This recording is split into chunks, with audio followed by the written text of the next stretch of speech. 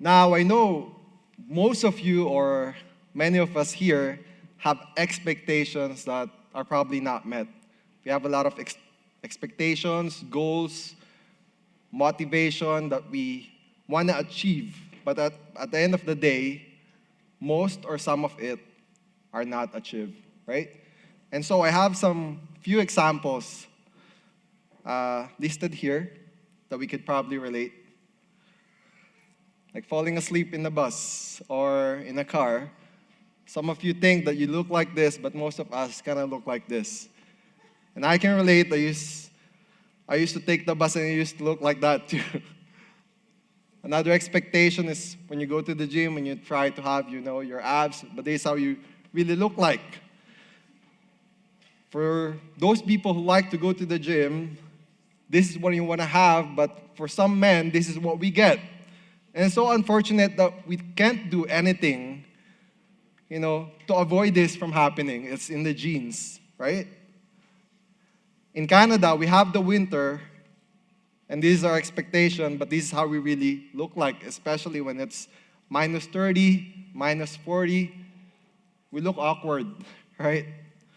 For those people who are married or newly married, this is our expectation. But this is actually what happens inside the marriage. And it's inevitable. Every marriage would have a conflict. And it's so different from the movies that we watch, right? Another expectation versus reality that we may have is this. So if you're a new parent, this is what you're expecting, that you're going to have, a happy family time with your kid. But most of the time, this is what happens. Your kid is always crying. And this is normal. And sometimes our expectations are not always what we experience, right? And so today, we're going to discuss expectations that are not met, or expectations that we hope, but it's not what we experience. In my personal experience, just last month, my wife and I had an opportunity to visit Mexico. And so 5 months before we booked it, I decided I was going to have a weight loss journey. And I was so excited. Anyhow, it was January, so people always quote, "New year, new me," right? And so on my weight loss journey, January, I started off as 82 kilos or 180 pounds. And I was so excited. I was so hyped. I was doing some meal prep. I was going to the gym with my wife every day. And so after a month, excited, having the discipline to go to the gym, February came and I was still in the same weight. No worries. It's just the first month. I was still, kind of warming up, right? So it's okay. No problem. Another month came and I was still 82 kilos. And so I was like, something must be wrong with the weighing scale, right? It can't be happening. I was going to the gym every day and still I was on the same weight. June came when we were about to go to Mexico. And after all these months, still on the same weight, 82 kilos, 180 pounds. And so I couldn't believe it. I was hoping I was going to have maybe 4 packs, not 6 packs, but 4 packs, or even 2 packs. But I didn't have any. I was still on the same weight. And so I was expecting, and I didn't experience what I was expecting, despite the discipline that I was doing. And so we went there. It was all-inclusive, 24/7 buffet. You could basically go out 3 o'clock in the morning and eat buffet. And that was what happening. So after a week, we came home, July, and now I went to 86 kilos. Weight loss journey, that is kind of opposite. And so, when expectations don't meet you, and I know it's just silly, it's just a simple example, but I know most of you probably have something kind of more important, more serious expectations in life that are not met.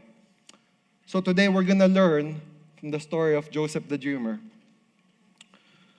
where he had an amazing prophetic dream about himself, but it didn't turn quite as what he was expecting, as he thought it would be. So today we're going to learn how we can respond on our life situations when things don't happen the way we expected it. So we're going to pick up our story in Genesis chapter 37. This is a long story from Genesis 37 to 50, but we summarize it. So just stay and just enjoy the story, and hopefully we could all learn at the end of the message. So in Genesis 37, verse 1, it started off as when Joseph was 17 years old. Long ago in the land of Canaan, there lived a family of shepherds. Jacob and his 12 sons. Joseph was the youngest. This was where he was 17 years old. And so in verse 3, now Israel, or Jacob, Israel loved Joseph more than any other of his sons because he was the son of his old age, and he made him a robe of many colors. So in here, we learn that Jacob was also referred to as Israel. Going back 2 chapters behind, we learn that after Jacob returned from Paddan Aram, God appeared to him again and blessed him. God said to him, "Your name is Jacob, but you will no longer be called Jacob. Your name will be Israel." So he named him Israel. And I have a friend whose name is Israel, which means, let God prevails. So God changed the name of Jacob to Israel, which means, let God prevails. And so, in verse 4, when his brothers saw that their father loved him more than any of them, they hated him and could not speak any kind words to him. So if you're an older brother, you have more skills, you have more experience in life, and all of a sudden your parents would favor the youngest over you, when in fact you know you can do better. Can you relate to that? In verse 5, it says here that Joseph had a dream. And when he told it to his brothers, they hated him all the more. He said to them, "Listen to this dream I had. We were binding sheaves of grain out in the field when suddenly my sheaf rose and stood upright, while your sheaves gathered around mine and bowed down to it." So the first thing we can learn from the story is that Joseph's brother was jealous of him. Some of them may even had an entitlement mentality, that they were the older, they were the wiser, and they have more skills than him. But they can't believe what Joseph was talking about his dream. And so, in verse 8, it says here, his brother said to him, "Do you intend to reign over us? Will you actually rule us?" And they hated him all the more because of the dream of what he had said. Then he had another dream and he told it to his brothers. "Listen," he said, "I had another dream. And this time the sun and the moon and the 11 stars were bowing down to me." Now, if you're the older brother, how would you respond to this? Or what if you're the parent and your son tells you, "The moon will bow down to me, 11 stars bowing down to me"?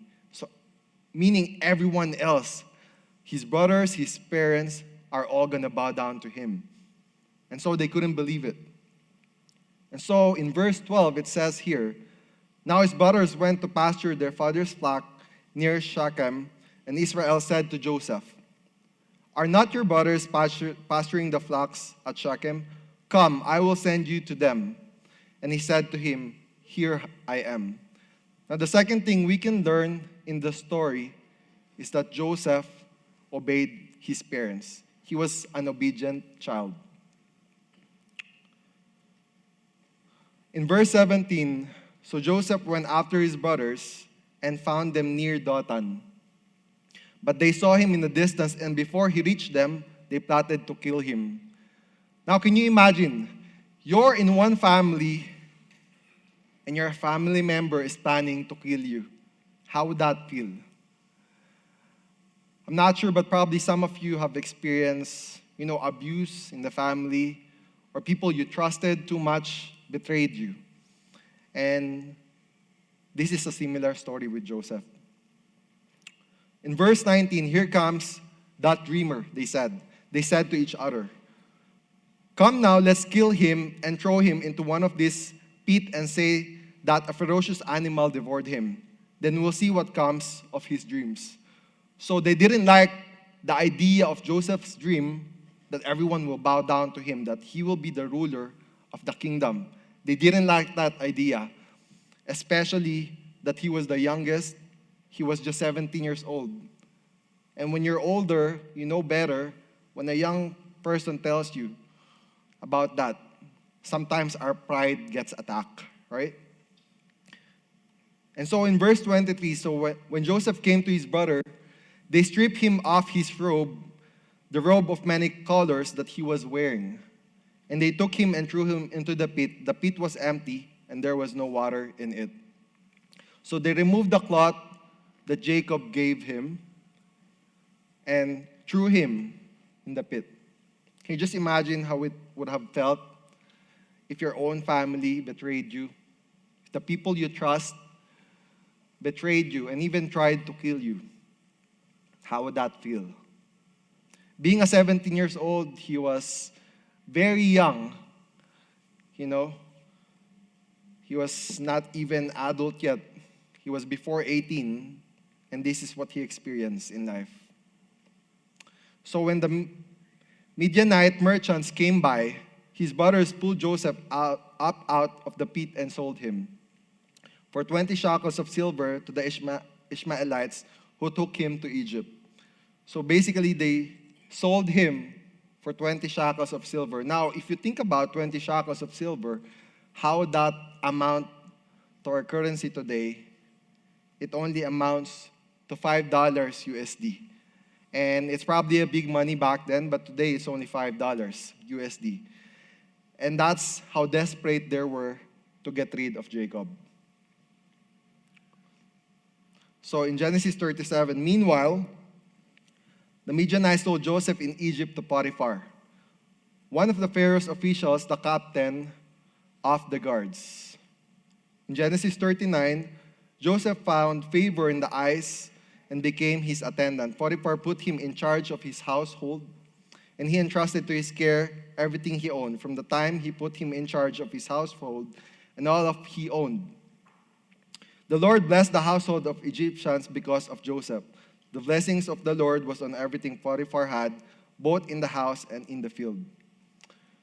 Despite the prophecy that Joseph had, despite the dream, amazing vision that he had from God, he became obedient to God and he found favor.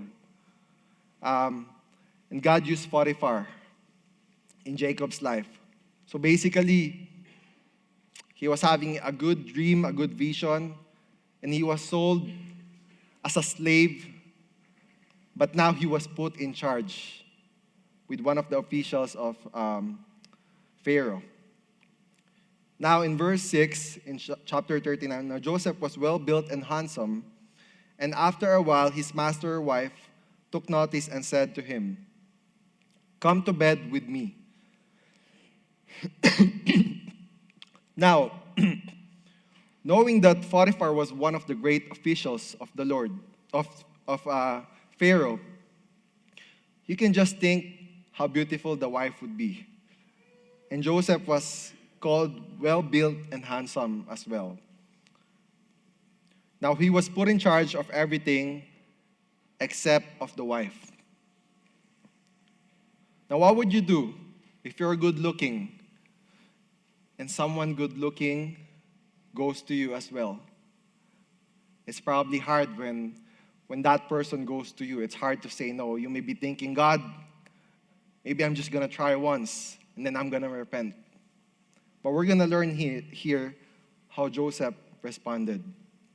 In verse 9, but he refused. How then could I do such a wicked thing and sin against God? And though she spoke to Joseph day after day, he refused to go to bed with her or even be with her. The wife was persistent in getting Joseph, but Joseph was also persistent in obeying God. And here we see the heart of Joseph, the heart that he wanted to obey God despite the circumstance. Knowing that this is not an ordinary lady talking to Joseph, this was Potiphar's wife, and she was probably good looking too. Now, if you're in a relationship, what would you do if someone good looking goes to you? Or if you're single and that person is in a relationship, goes to you, how would you respond? Verse 11, one day he went into the house to attend to his duties, and none of the household servants was inside. She caught him by his cloak and said, "Come to bed with me." But he left his cloak in her hand and ran out of the house. So we see here that instead of fighting the temptation that Joseph had, he decided to run away and flee temptation. He didn't try to fight temptation, but instead he flee from temptation. So the third thing that we can learn from the story is Joseph flee from temptation. Now in verse 13, and as soon as she saw that he had left his garment in her hand and had fled out from the house, she called to the men of her household and said to him, "That she has brought among us a Hebrew to laugh at us. He came in to me to lie with me, and I cried out with a loud voice." And so the wife twisted the story and make it sound like Joseph was trying to hit on her. When his master heard the story, his wife told him, saying, "This is how your slave treated me." He burned with anger. Joseph's master took him and put him in prison, the place where the king's prisoners were confined. And so, you were already in charge of everything, and now you were accused of a crime that you didn't even commit. And so for some of us, we could probably relate. Sometimes we get blamed for the things that we didn't even do. Can you just imagine how the story turned around? You once had a prophetic dream, you were sold, and then you become in charge with Potiphar, and now you were put to prison. So it was kind of up and down. It was like a roller coaster story. All of a sudden, you were put into prison for a crime that you didn't commit. But while Joseph was there in prison, he remained faithful to God. The Lord was with him, he showed him kindness and granted him favor in the eyes of the prison warden. In chapter 40, two of Pharaoh's officials offended Pharaoh and was also put in the same prison where Joseph was. Two of the officials had a dream, and Joseph was able to interpret it with the help of God. After the dream came true, Pharaoh restored the chief cupbearer to his position so that he was once again put beside the Pharaoh. And so that official forgot about Joseph. After 2 full years in prison, Pharaoh had a dream and he was troubled about it. And during that time, just after 2 years, you help someone get out of prison through interpreting their dream, and now they forgot about you after you helped them. After 2 full years, when Pharaoh had a dream, this was the time that the cupbearer official remembered about Joseph.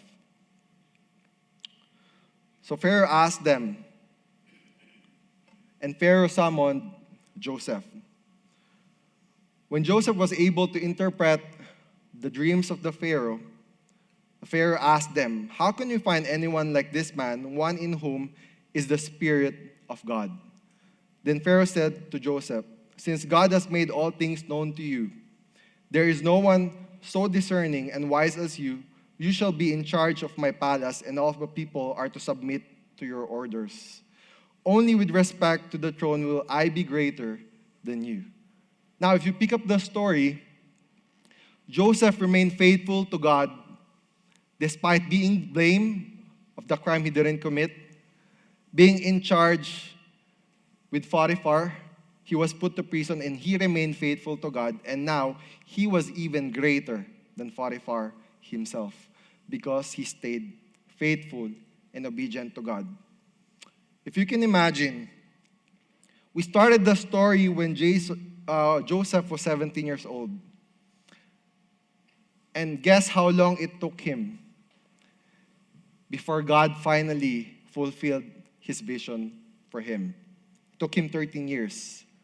Joseph is now 30 years old. It took him all these years. And sometimes when we wait on God, sometimes 6 months is a long wait.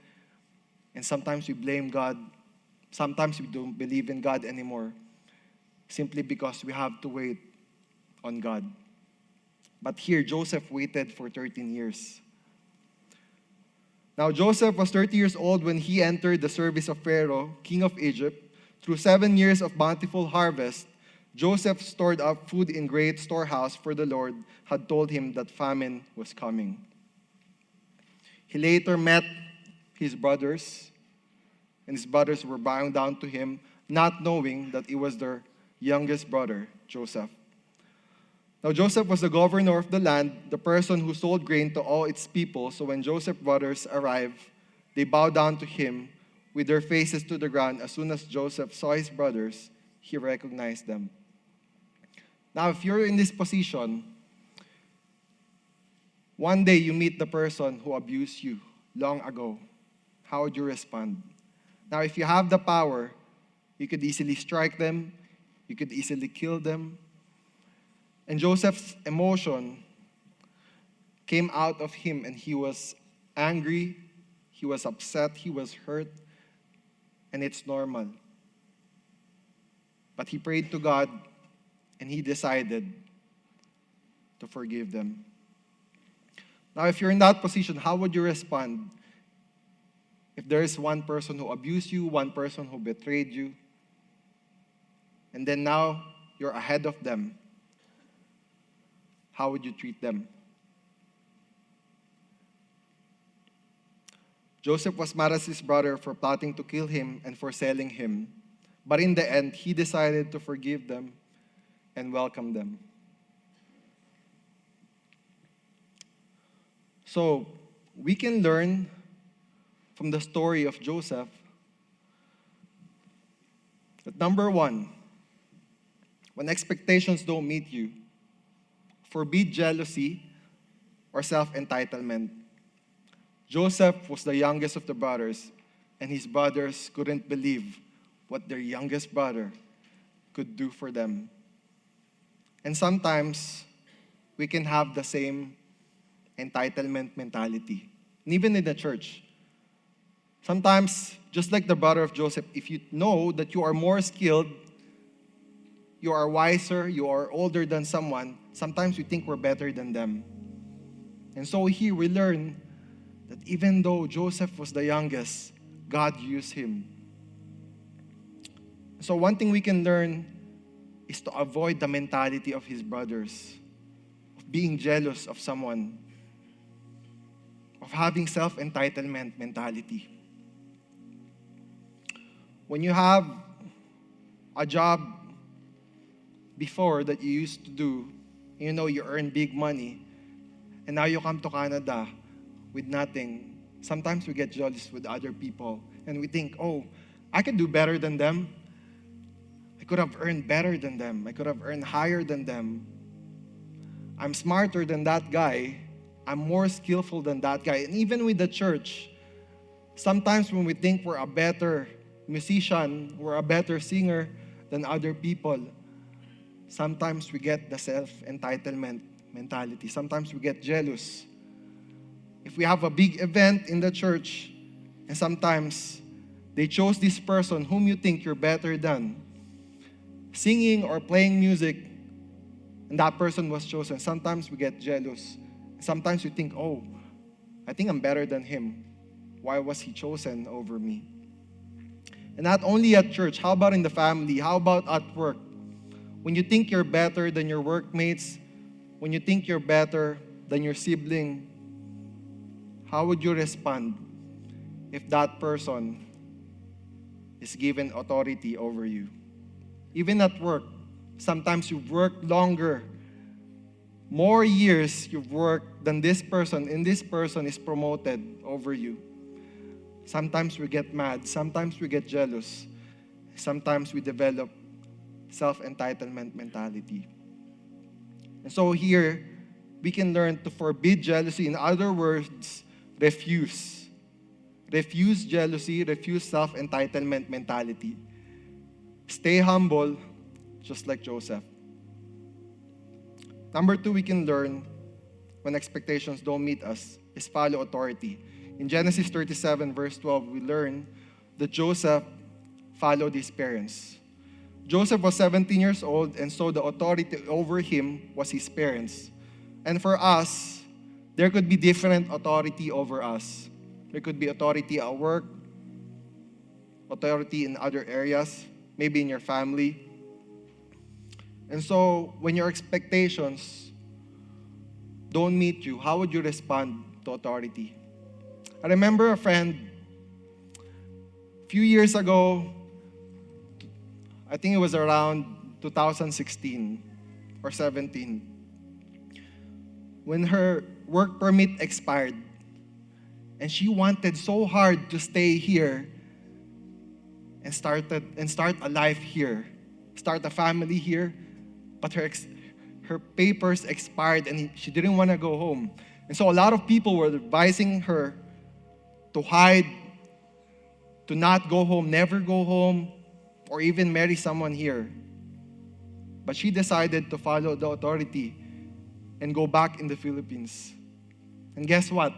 Because she followed the authority when her expectations were not met, she is now here with her family. And she is even here in the church today. With her family, with her kid.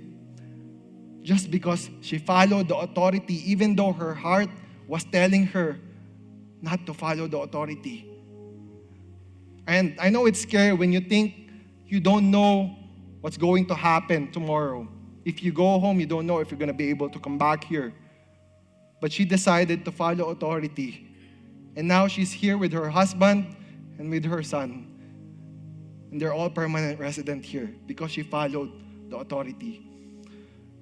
So when your expectations don't meet you, when you have a goal, when you're trying to achieve something and those expectations are not met, follow authority. Obey authority. Number 3, we can learn from the story is Joseph faithfully obeyed and trust God in Genesis 37 to 39. Now it says here, faithfully obey and trust God. It didn't say obey and trust God. Now what's the difference? Joseph's story was a roller coaster. It was full of ups and downs.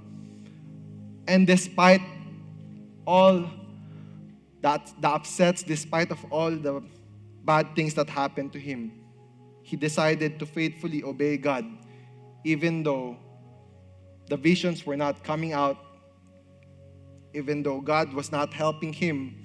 For 13 long years, he was suffering.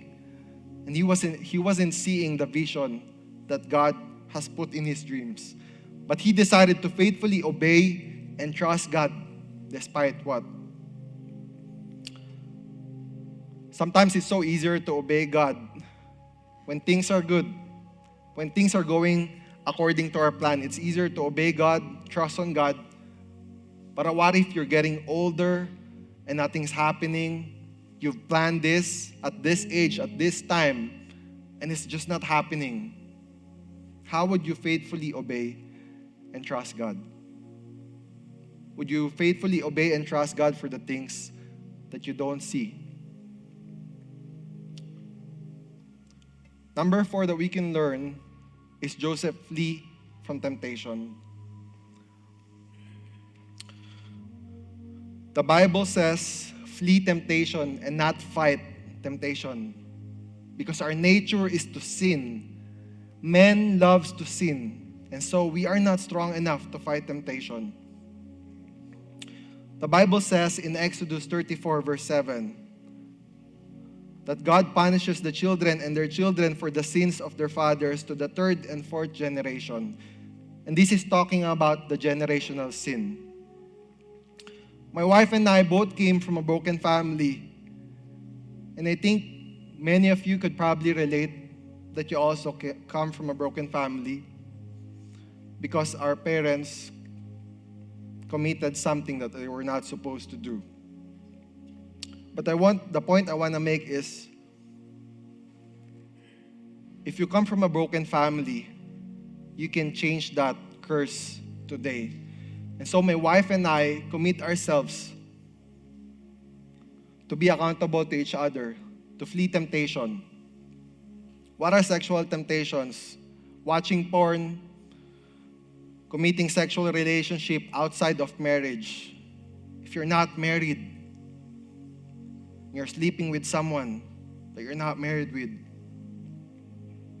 I want to warn you on this because this is a sin that we don't see the fruit until it's too late. Many people come from a broken family because of this reason. One of the reasons is this, sexual immorality. And so we learn here that Joseph flee. And so if you didn't come from a broken family, good. But you're not guaranteed that your family down the line will not be a broken family. It's not easy to be in a broken family. My wife and I both came from a broken family, and we decide to be accountable to each other, to flee temptation. We're not always strong, but when we decide to be accountable, how can we flee temptation? Be accountable to your small group leader.